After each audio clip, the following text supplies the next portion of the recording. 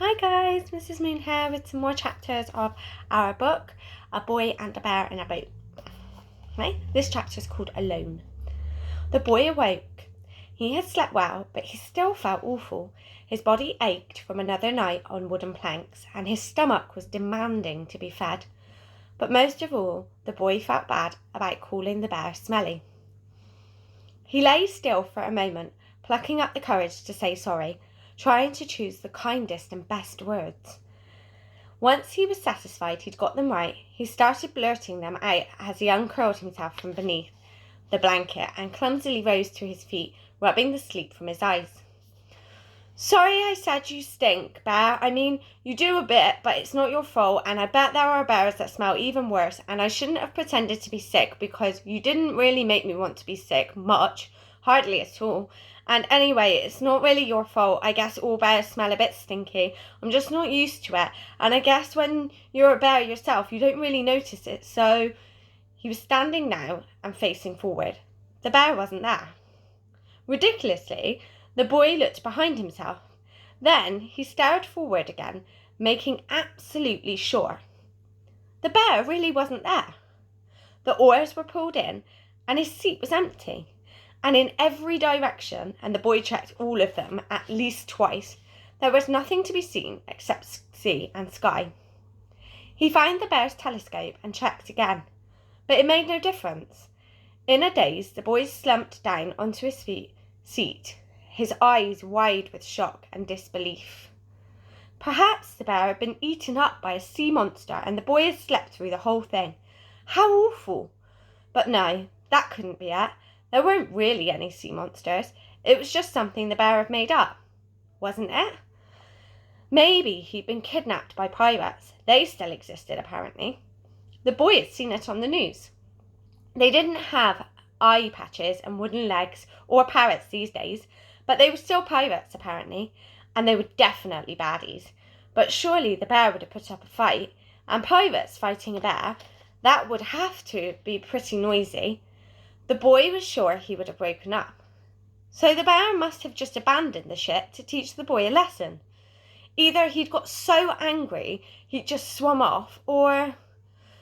The boy could hardly stand to think the thought, but it wormed its way into his head just the same.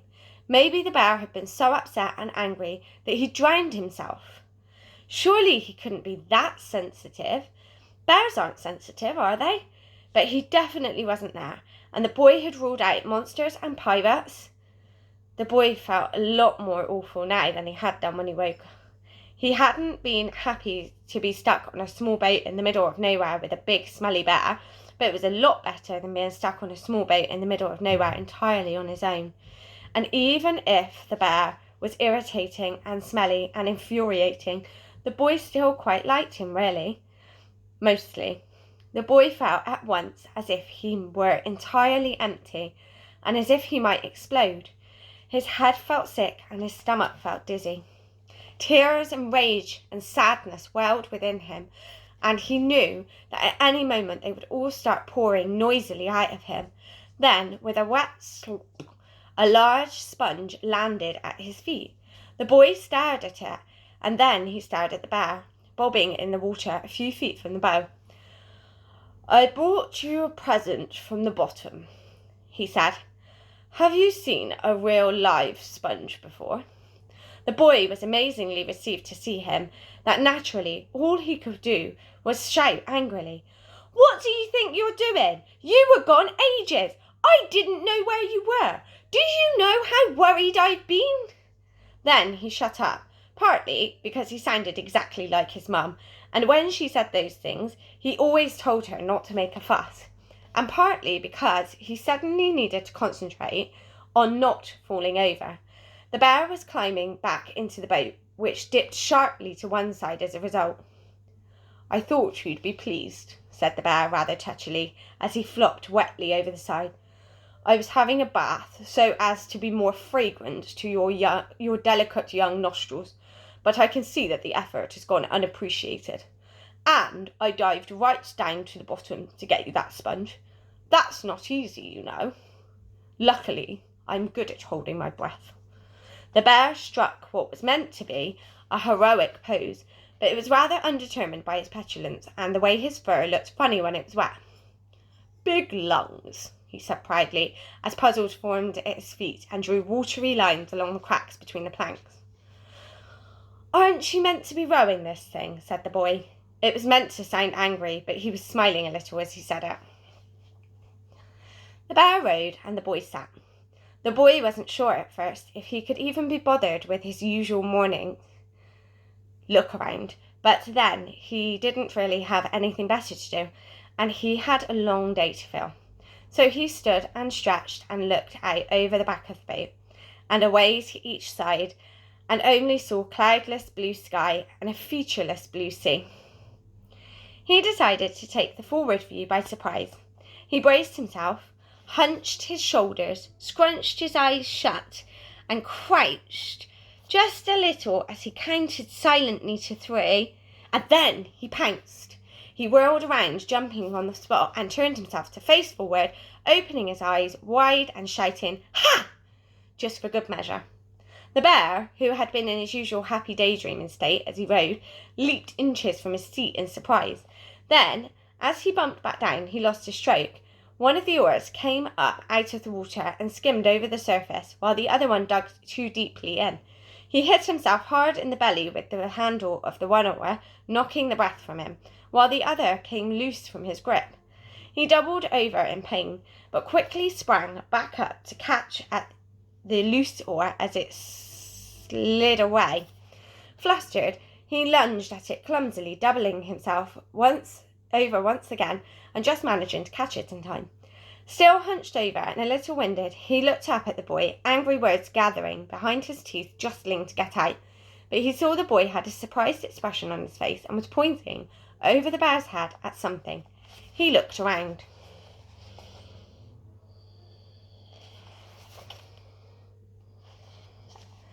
There was a cloud.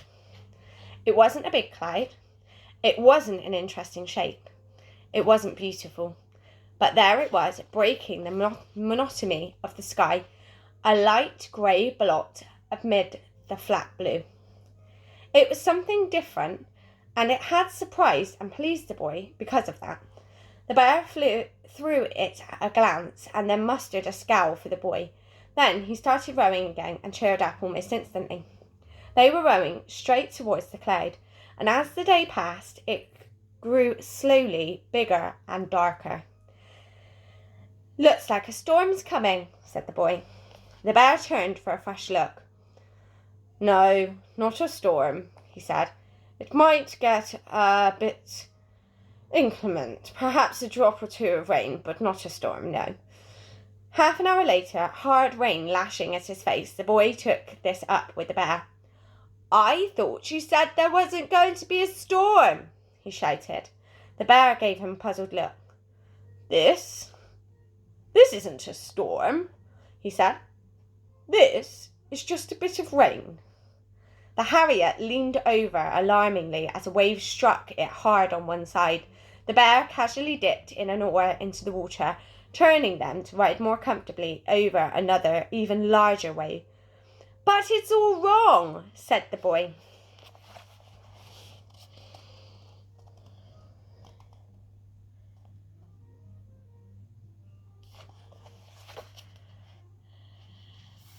"What do you mean?" said the bear.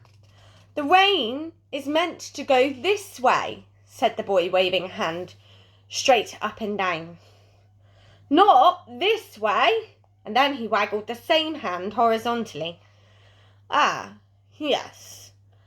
There is a bit of a breeze too, now you mention it," said the bear. The boy gave him an exasperated stare. The bear stared firmly back. "I've been in storms, lad," he said. "I've been in real storms. And this isn't one. Believe me." The boy said nothing more. He was still annoyed, but he could see that the bear was genuinely untroubled by the conditions. He steered the boat expertly, riding the waves with ease, showing little more concentration or effort than when the waters were calm. He knew what he was doing. "Don't worry," he said. "This is just a little squall." He glanced up and around, seemingly oblivious to the lashing rain and the biting wind. "It'll soon be—" And with eerie suddenness, the rain stopped. The clouds dissolved and the sea flattened. "Over," said the bear. The boy wiped a hand across his face, clearing wet hair from his eyes, and looked around in amazement. In all directions he saw a clear blue sky over a calm blue sea. It was as if the squall had never happened. He almost wondered if he had dreamed the whole thing, only the ankle-deep water in the bottom of the Harrier, with the rubber duck now floating on top of it, told him otherwise. After the bear had filled his water bottles from the rainwater, and they had both taken a long drink, the boy borrowed the kettle to bail with. The warm sun set about drying out their sodden clothes and fur. "See," said the bear, his snout turned up to the sky and a happy grin on his face. "It's turned out lovely." The boy, tired, wet and hungry, didn't quite agree. But then they shared the last bit of chocolate and he cheered up a bit. He looked through the comic again. He had it out on the middle bench to dry and had turned its soggy pages over carefully to avoid pulling them free from their staples. It took him a long time to get to the end this way, and then, of course, the end wasn't the end anyway. The very last sandwich. They had been trying to ignore it for quite some time, but the noise their stomachs were making was getting so loud now that each were struggling to hear what the other was saying. It was as if the boy and the bear attempted polite conversation and their digestive systems were having an increasingly heated argument. At last, the boy dared to broach the subject. "I'm hungry," he said, and his stomach growled a low note of agreement. "Really?" said the bear. "Isn't there anything left at all?" said the boy. "Well, we had the last bit of chocolate." "So there's nothing?" "Well," the boy, whose expression was already downcast, cast it deeper. "We're starving hungry," he said. "We're lost." "We are not lost," said the bear, "and there's no food left." "Well," said the bear. "What?" said the boy. "There's still—" "Oh, no," said the boy. "Not that. Not—" He could barely say the words. The very thought of it made him feel sick and small and scared. "Not," his voice was a whisper, "the last sandwich." "Well, I know it doesn't look very appetizing," said the bear. "No! I know it's a bit past best." "No way," said the boy. "And I suppose it does smell a bit funny, and there's a little bit of mould on it." "A bit? It's furrier than you are." "It's not that bad," said the boy. Not altogether, said the bear, not altogether convincingly. They sat in awkward silence for a moment. Then their stomachs, presumably worried by the embarrassing break in the conversation, started moaning again with renewed vigour. The bear's deep rumble, the boy's singing harmony higher up on the musical scale. "I suppose it couldn't hurt to take a look at least." "Ignore that. I suppose it couldn't hurt to take a look at least," said the boy. "Where's the lunchbox?" "That's the spirit," said the bear, rummaging purposefully in the small storage area under his seat.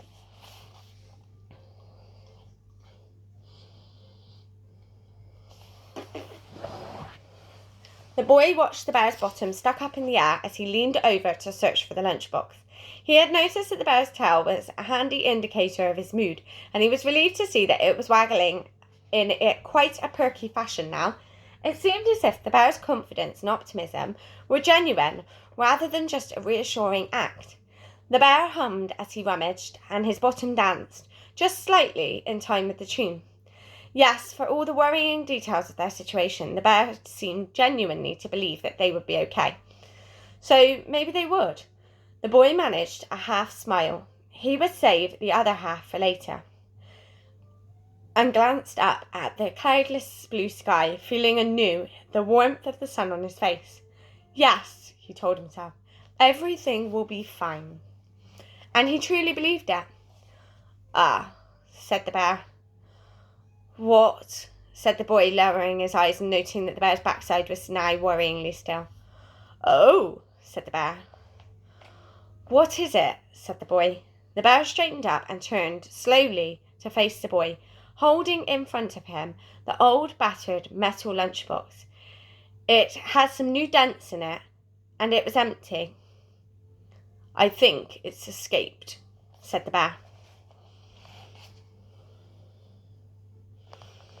Okay, I hope you enjoyed those chapters, and I will read a bit more again soon. Bye!